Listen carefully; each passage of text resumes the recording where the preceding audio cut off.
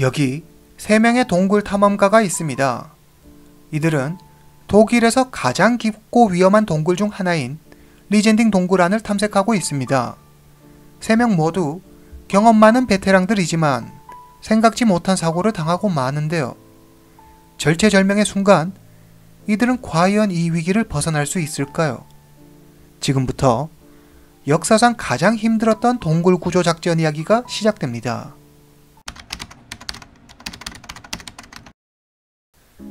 독일 남동부에 있는 바이에른주, 바이에른의 베르히테스가르덴과 오스트리아 국경 사이에 있는 운터스베르크에는 독일에서 가장 길고 깊은 동굴이 하나 있습니다. 빙하 시기에 만들어진 석회 동굴로 1995년에 발견됐습니다. 산속 1843m 높이의 입구가 있으며 수직 깊이 1148m, 길이 19.2km의 아주 복잡한 지형을 지닌 동굴입니다. 입구에 진입하면 먼저 400m의 수직으로만 내려갈 수 있는 갱도가 나타나는데 탐험가들은 이 갱도를 밧줄을 이용해서 내려갈 수밖에 없었습니다. 참고로 파리 에펠탑 높이가 324m입니다. 이 동굴이 얼마나 깊은지 조금 실감이 나시나요? 리젠딩 동굴 탐사는 탐험가들에게도 매우 큰 도전입니다. 조금의 실수도 용납되지 않는 아주 위험한 곳이니까요.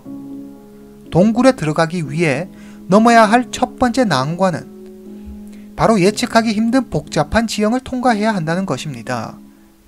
400m의 수직 갱도를 내려오면 잠시 쉴 수 있는 길고 좁은 협곡이 나타납니다. 그리고 안으로 깊이 더 들어가면 들어갈수록 수직 갱도, 좁은 통로, 지하수 등이 미로처럼 복잡하게 얽혀 있습니다. 뿐만 아니라 동굴 지면은 축축하고 미끄러워 넘어지지 않게 항상 발밑을 조심해야 합니다. 만약 넘어지기라도 하면 끔찍한 일이 벌어질 수도 있으니까요. 또 다른 위험한 요소 중 하나는 언제 떨어질지 모르는 낙석들입니다. 떨어지는 돌에 맞거나 깔린다면 목숨을 장담할 수 없는 상황에 직면할 수도 있습니다. 그리고 깊이 들어가면 들어갈수록 동굴 속 산소는 점점 희박해지고 기온 역시 계속 낮아져 동굴 지하 1km 지점에 도달하면 섭씨 5도 이하를 기록합니다. 그래서 침낭과 난로가 없다면 체온이 떨어져 얼어 죽기 십상입니다. 이런 위험들 때문에 리젠딩 동굴은 유럽에서 가장 들어가기 어려운 동굴 중 하나로 알려졌습니다. 율리히 마이어, 리젠딩 동굴을 처음 발견한 탐험가 중 한 명입니다. 그가 동굴을 발견하고 18년이 흐른 뒤 마이어는 다시 한번 리젠딩 동굴을 탐험하기로 결심합니다. 그래서 당시 동굴을 함께 탐험했던 동료인 요한 베스트하우저에게 같이 가자고 제안합니다. 조용하고 과묵한 성격의 베스트하우저는 물리학자이자 동굴 탐험가입니다. 그는 1995년 마이어와 함께 리젠딩 동굴을 발견했죠. 마이어는 또 다른 동굴 탐험가 토마스를 영입합니다. 이들은 모두 경험이 풍부한 동굴 탐험가로 이들의 목표는 동굴 내에 아직 알려지지 않은 미지의 지역을 찾아내는 것이었습니다. 2014년 6월, 세 사람의 모험이 시작됩니다. 이들은 모두 베테랑 동굴 탐험가로 이번 도전에 꽤 자신감이 있었습니다. 그러나 그 누구도 상상조차 못했던 일이 일어나고 맙니다. 도대체 어떤 일이 있었던 걸까요? 함께 2014년 6월 7일로 가보겠습니다. 2014년 6월 7일 토요일, 베스트하우저 52세, 마이어 41세, 토마스 37세. 이 세 사람은 독일 리젠딩 동굴로 들어갈 준비를 하고 있습니다. 리젠딩 동굴은 매우 길고 깊기 때문에 이번 여정이 며칠은 지속될 것이라고 생각해 식량과 장비 등 필요한 모든 물품을 충분히 준비했습니다. 세 사람은 차례대로 밧줄을 잡고 동굴 아래로 내려갔습니다. 이미 탐사 경험이 있었기 때문에 동굴 입구에서 마주한 400m의 수직 갱도를 하강해 순조롭게 중간 지점인 좁은 협곡에 도착했습니다. 그리고 동굴 주위를 조사하며 천천히 앞으로 나아갔습니다. 이들은 동굴 내부에 음식과 물 등 물건들을 배치해두며 전진했는데 이는 만약의 사태에 대비하기 위함이었습니다. 그리고 가지고 있던 짐의 무게를 줄여 편하게 움직일 수도 있었죠. 2014년 6월 8일 새벽 1시 30분 동굴에 진입한 지 이미 수시간이 지났습니다. 세 사람은 드디어 리젠딩 동굴 가장 깊은 곳 지하 약 1km 지점에 도착했습니다. 새로운 곳을 한시라도 빨리 찾고 싶은 마음 때문이었을까요? 이들은 쉬지 않고 계속해서 동굴 안 깊은 곳으로 들어갑니다. 얼마 후 갈림길이 미로처럼 얽혀있는 지역에 도착하는데 이때까지만 해도 이 지역을 발견한 사람은 아무도 없었습니다. 그러니까 지금 이 세 사람이 제일 먼저 처음으로 발견한 거죠. 이들은 매우 기뻤습니다. 이들은 신속히 부근 지형, 지물의 위치 등을 측량해 지형 현황도를 만들었습니다. 토마스는 동굴 더 깊은 곳을 탐사하기 원했습니다. 그러기 위해서는 밧줄을 이용해 눈앞에 있는 절벽을 올라가야만 했습니다. 혼자서는 절대 할 수 없는 작업이었죠. 그래서 베스트 하우저가 그를 도와 아래쪽에서 밧줄을 잡아당겨 주었습니다. 토마스가 절벽 중간쯤 올라갔을 때 그는 발 디딜 곳을 찾아 잠시 휴식을 청했습니다. 그런데 갑자기 동굴 천장에 있던 돌들이 순식간에 베스트 하우저 쪽으로 떨어졌습니다. 피해! 모든 일은 순식간에 일어났습니다. 떨어지는 돌에 머리를 맞은 베스트 하우저는 의식을 잃고 그대로 쓰러졌습니다. 머리에 보호대를 쓰고 있었지만 15m쯤 되는 높이에서 떨어진 돌이라니 정말 엄청난 충격을 받았을 겁니다. 가까운 곳에서 쉬고 있던 마이어가 달려와 베스트 하우저를 불러보았지만 아무런 반응이 없었습니다. 멘탈이 나간 마이어는 토마스! 그가 죽었어! 라고 외쳤습니다. 갑작스러운 사고에 둘은 어쩔 줄 몰랐습니다. 약 2분여쯤 지났을까요? 베스트 하우저의 신음소리가 들렸습니다. 둘은 바로 베스트 하우저를 평평한 돌 위로 옮기고 머리 보호대를 벗겨 그의 상처를 살펴봤습니다. 피가 흐르긴 했지만 심하게 다친 곳은 없었습니다. 그제야 둘은 안도의 한숨을 내쉬었습니다. 그렇지만 잊어서는 안 되는 점이 있죠. 이곳은 지상에서 약 1km 아래에 있는 지하 동굴입니다.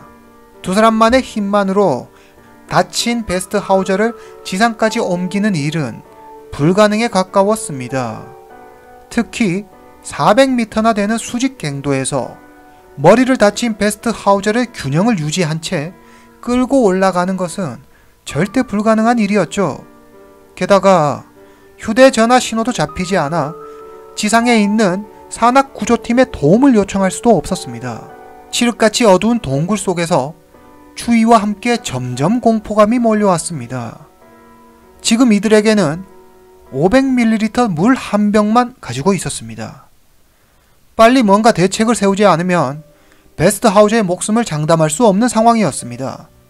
마이어와 토마스는 상의 끝에 체력이 남아있는 마이어 혼자 지상으로 올라가 구조팀에 연락하고 토마스는 베스트 하우저의 곁에 남아 그를 돌보기로 했습니다. 마이어는 도움을 청하기 위해 곧장 출발했습니다. 하지만 지금 지점에서 지상까지 가려면 아무리 빨라도 12시간 이상 걸립니다. 많은 체력을 소모할 뿐만 아니라 예측하기 어려운 여러 위험들이 도사리고 있죠. 그리고 동료도 없이 혼자서 이 모든 난관을 헤쳐나가야 합니다.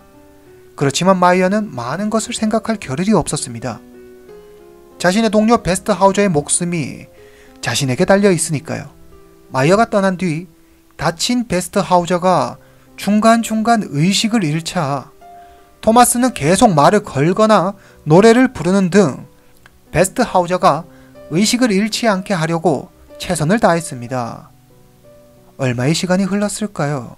칠흑같은 어둠 속에서 추위와 배고픔에 싸우며 그들 앞에 앞으로 어떤 일이 닥칠지 모르는 상태에서 두려움과 불안함은 점점 더 커져갔습니다.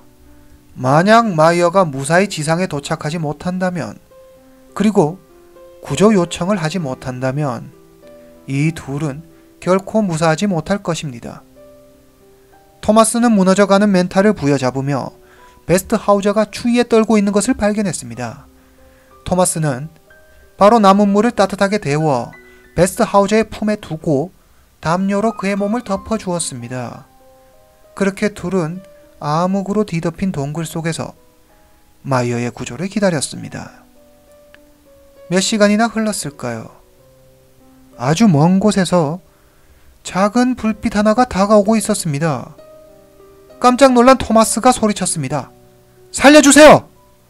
갑자기 나타난 남자의 이름은 플로리안 슈와츠. 그는 구조 요청을 듣고 온 것이 아니라 리젠딩 동굴을 탐사하고 있던 또 다른 동굴 탐험가였습니다. 혼자서 동굴을 탐험하던 중 우연히 이들을 발견한 것이었죠. 순간 토마스는 용기와 희망을 얻었습니다. 상황을 파악한 슈와츠는 식량과 물을 주며 그들을 도와주었습니다. 이 시각 마이어는 사력을 다해 동굴을 올랐고 약 12시간 만에 리젠딩 동굴 입구로 돌아와 구조를 요청했습니다. 이 소식은 전 세계로 퍼져나갔고 즉각 독일, 스위스, 오스트리아 등 3국의 전문 구조팀이 꾸려졌습니다. 2014년 6월 8일 산악구조대원 11명이 리젠딩 동굴 안으로 진입했습니다. 얼마 후 오스트리아와 독일 구조팀 그리고 구조 헬기가 도착했습니다. 지상에 도착한 마이어 역시 그냥 기다리고 있지만은 않았습니다. 동료들의 생還가능성을 높이기 위해 더 많은 나라와 단체의 도움을 요청했습니다. 먼저 파견된 구조팀이 사고 지점에 도착했습니다. 당시 그곳의 온도는 섭씨 3, 4도에 불과했습니다. 구조팀은 재빨리 식량과 물, 담요를 제공하고 베스트 하우저의 상처를 살펴봤는데 그 상태가 심상치 않아 보였습니다. 머리와 상체의 부상이 심해져 경련을 일으키고 있었던 것입니다. 2014년 6월 9일 산악구조 전문가, 동굴구조 전문가, 의료진 등의 각 분야의 전문가들이 모여 동굴 입구에 임시구조지휘센터를 세우고 베스트 하우저를 안전하게 구출할 방안을 모색했습니다. 구조대의 첫 번째 목표는 지하 400m 협곡에 구조팀과 교신할 수 있는 베스트 캠프를 세우는 것이었습니다. 구조 책임자 스테판 슈나이더는 부상자를 끌어올리는 일은 부상자에게 가는 것보다 훨씬 힘든 일입니다. 부상자를 로프와 아이젠 등의 장비만 가지고 1000m를 끌어올린다고 상상해보세요. 게다가 아주 극소수 전문가들만이 그런 깊이까지 내려갈 수 있으니 지금 이 일은 에베레스트를 오르는 것만큼 어려운 일입니다. 토마스는 베스트 하우저의 옆에서 우리는 함께 살아나간다 라며 마음을 다해 베스트 하우저를 보살폈습니다. 그러나 베스트 하우저의 상태는 점점 나빠지고 있었습니다. 잦은 경련과 발작, 우선 의사의 치료가 시급해 보입니다. 6월 11일 17시 25분 구조팀과 함께 온 의사가 재빨리 베스트 하우저의 상태를 확인했습니다. 베스트 하우저는 탈수 증상이 심했고 머리 상반신 부상으로 당장 병원으로 호송해야만 할 정도로 심각한 상태였습니다. 의사는 어려운 상황에서 가능한 최선의 치료를 시도했습니다. 6월 12일 마침내 동굴 구조 루트와 구조 계획이 세워졌습니다. 전 유럽인이 긴장 속에서 베스트 하우저의 구조를 지켜보고 있었습니다. 독일 적십자에 의하면 리젠딩 동굴 입구에는 독일, 오스트리아, 스위스, 이탈리아, 크로아티아 등에서 온 202명의 구조팀을 비롯해 현장에서 구조 작업에 참가한 인원은 모두 728명에 이르렀습니다. 이들 중 유럽 최고의 동굴 탐험가들이 동굴로 깊이 진입하는 작업을 전담했고 동굴 속에 5개의 임시 기지와 외부 통화가 가능한 전화선을 설치했습니다. 구조대원들은 자신의 삶을 걸고 구조 작업을 시작했습니다.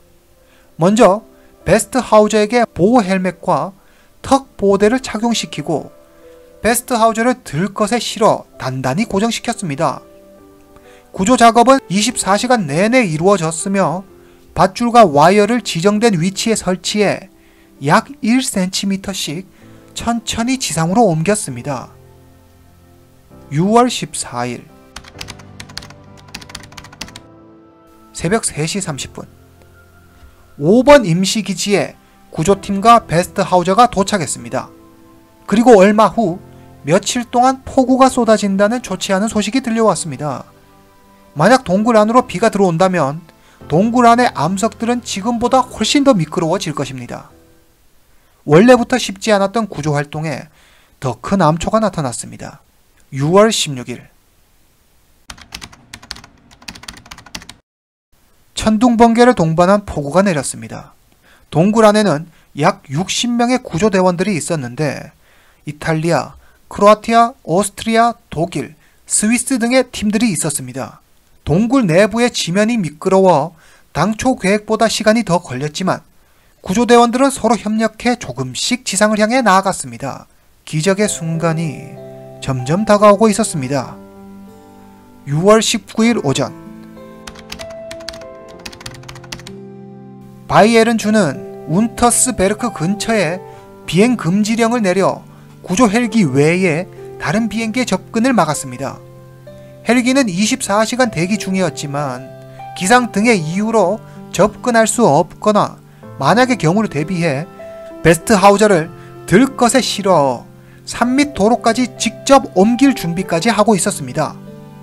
11시 44분 마침내 조난당했던 동굴 탐험가 요한 베스트하우저가 지상으로 안전하게 구조되었습니다. 원래 18일 오후에 구조를 완료할 수 있을 거라 기대했으나 부상자의 몸무게 포함 기타 장비의 중량이 100kg에 육박해 도르래를 이용해서 그를 끌어올리느라 수직갱도를 오르는데 많은 시간이 소모되었습니다. 그래서 19일 목요일이 되어서야 베스트하우저를 구출할 수 있었습니다. 리젠딩 동굴 지하 약 1000m 지점에서 조난을 당했던 요한 베스트하우저는 사고 난 지 12일 만에 구조되어 헬기로 병원에 이송되자 구조대원들의 눈에는 눈물이 맺혔고 동료의 팔에 쓰러지듯 안기며 눈물을 흘리는 이들도 있었습니다. 베르히테스 가르덴에서 열린 기자회견에서 스위스 구조팀의 리더였던 앤디 슈어러는 서로 다른 국가에서 왔던 국제 구조팀들이 하나의 가족이 되었습니다. 그리고 오스트리아의 구조팀 대표는 마침내 구조에 성공했을 때 흔들림 없이 강인하게 버티던 동료들의 눈에도 눈물이 흘러내렸습니다. 라고 이야기했습니다. 이 사건이 일어나고 위험한 사고를 미리 방지하기 위해 바이에른주 당국은 리젠딩 동굴 입구를 봉쇄했습니다. 베스트하우저는 몇 개월간 치료를 받았고 완전히 건강을 회복한 후 2016년부터 다시 동굴 탐험을 시작했습니다. 한 사람의 생명을 구하기 위해 전 세계의 구조 인력들이 한마음 한뜻이 되어 모이고 독일 관계 당국은 한 사람을 구조하는데 약 700만 유로, 한화 약 100억 원의 돈을 쏟아부었습니다. 국민의 생명을 지키기 위해 국가가 어떻게 해야 하는지, 그리고 한 생명을 구하기 위해 전 세계가 어떻게 해야 하는지 인류애를 보여준 참된 현장이라고 생각합니다. 오늘 이야기는 여기까지입니다. 다음 시간에 뵙겠습니다.